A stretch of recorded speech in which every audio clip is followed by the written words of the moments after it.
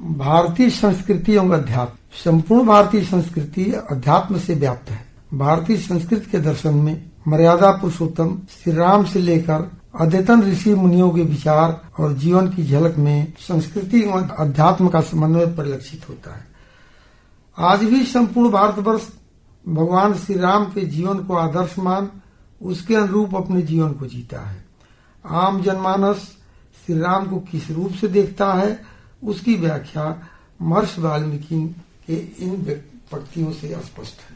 श्री राम शरणम समस्त जगताम रामम बिना का गति रामेणम प्रतिहन्यते कलिमलम रामाय कार्य नमः।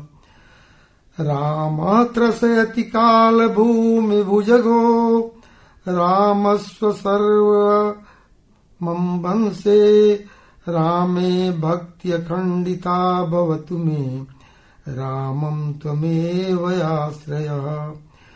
विद्यातारं महादेवं भक्तानाम् अभयं प्रदम् सर्वदेवं प्रीतिकरं भगवतं प्रिय ईश्वरम्। भारतीय संस्कृति में प्राचीन गौरवशाली मान्यताओं एवं परंपराओं के साथ नवीनता का समावेश है, जो समस्त मानव जाति का कल्याण चाहती है, जिसमें विभिन्न सांस्कृतिक धाराओं का महासंगम है, जिसमें सनातन संस्कृति से लेकर आदिवासी, तिब्बत, मंगोल, द्रविड़, हड़पाई और यूरोपीय धाराएं समाहित हैं। इसे विश्व की सभी संस्कृतियों की जननी माना जाता है। चाहे जीने की कला हो, विज्ञान हो, राजनीति का क्षेत्र, सब में इस परंपरा का विशेष एवं सदैव स्थान रहा है, जो आदिकाल से ही अपने परंपरागत अस्तित्व के साथ अजर अमर बनी हुई है।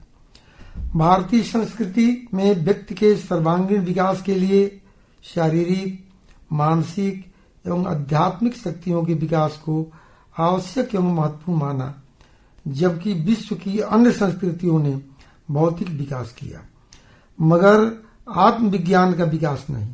परिणाम स्वरूप भारतीय संस्कृति के सर्वांगीणता के सिद्धांत ने भारतीय संस्कृति की एक अलग छवि बनाई।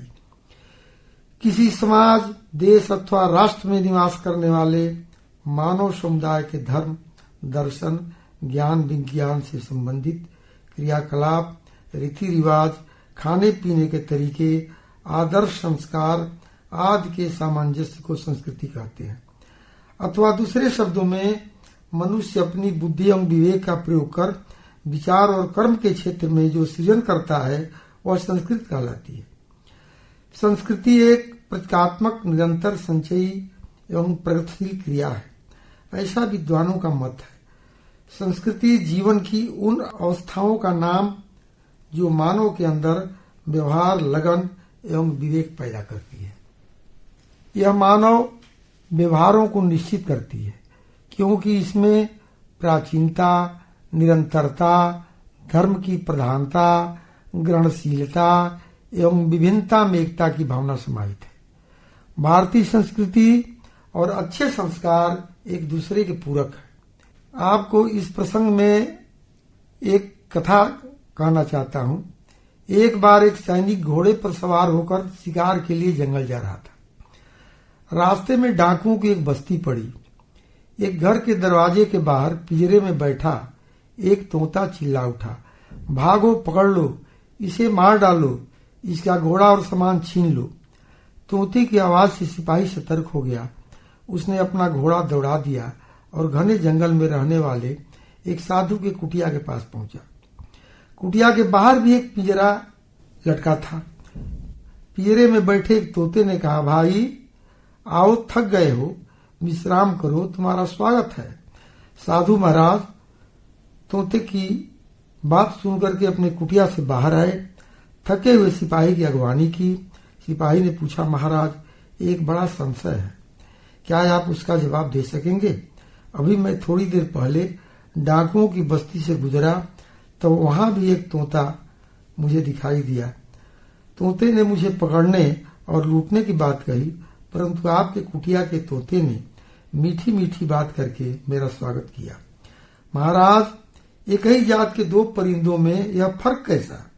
यह सुनकर साधु से पहले ही उनका तोता बोल उठा, अहम मुनीनाम वचनम सुनोमि सुनोत्मयम जद जवनस्य वाक्यम न चास्य दोषो न च मे गुणो वा संसर्गजा दोष गुणा भवन्ति।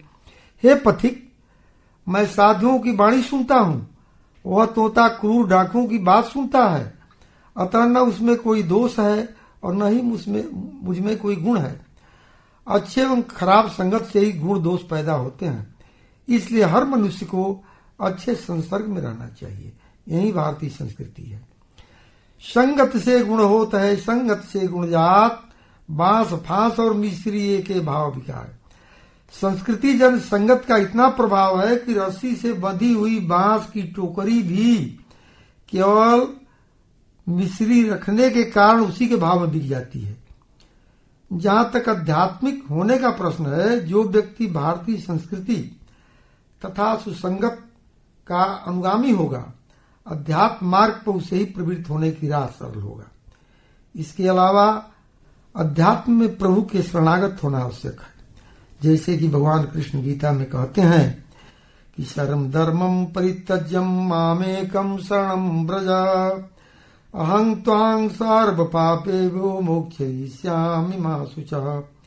अर्थात संपूर्ण धर्मों का आश्रय छोड़कर तू केवल मेरे शरण में आ जा, मैं तुझे संपूर्ण पापों से मुक्त कर दूंगा।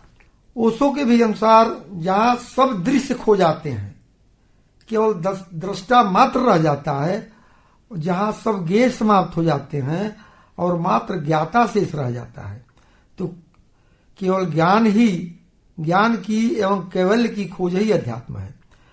मनुष्य के अंदर छिपी शक्तियों, सत प्रवृत्तियों को मनोवैज्ञानिक पद्धति से इतना आगे बढ़ाना कि व्यक्ति के जीवन में देवत्व छलकने लगे। अध्यात्म का शाब्दिक अर्थ है स्वयं का अध्ययन, आत्म अध्ययन। इस प्रकार अध्यात्म पारलौकिक विश्लेषण या दर्शन नहीं है, अर्थात स्वभाव को अध्यात्म कहा जाता है। आध्यात्मिक पवित्रता से सच्चाई, प्रेम, भक्ति, दया, उदारता की भावना जागृत होती है। यह सतोगुणी बुद्धि ही मनुष्य को ओजस्वी, तेजस्वी और वर्चस्वी बनाती है। इस प्रकार अध्यात्म की अंतिम अवस्था तभी आती है जब आवरण पूर्णतः समाप्त हो जाता है और आत्मा के प्रकाश को रोकने वाली अज्ञानता नष्ट हो जाती है। अंत में संदेश स्वरूप एक भजन गायन के साथ वाणी को विराम देना चाहूंगा। ज्ञान घटे नर मूढ़ की संगत, ज्ञान घटे नर मूढ़ की संगत, बुद्धि घटे चित विषय भरमाए, तेज घटे पर नारिक संगत, बुद्धि घटे बहु भोजन खाए, बुद्धि घटे बहु भोजन खाए। यहाँ पर सदाचार का दर्शन है, ज्ञान का दर्शन है, बौद्धिकता का दर्शन है। फिर आगे क्या कहते हैं, प्रेम घटे नित ही कुछ मांगत, ध्यान घटे बिन धीरज लाए, सोच घटे कोई साधु की संगत, पाप घटे हरि के गुण गाए। तारों की ज्योति में चंद्र छिपे नहीं, सूर्य छिपे नहीं बादल छाए, संत कहे सुन रे मन मूर्ख, कर्म छिपे न बबूत लगाए, कर्म छिपे न बबूत लगाए।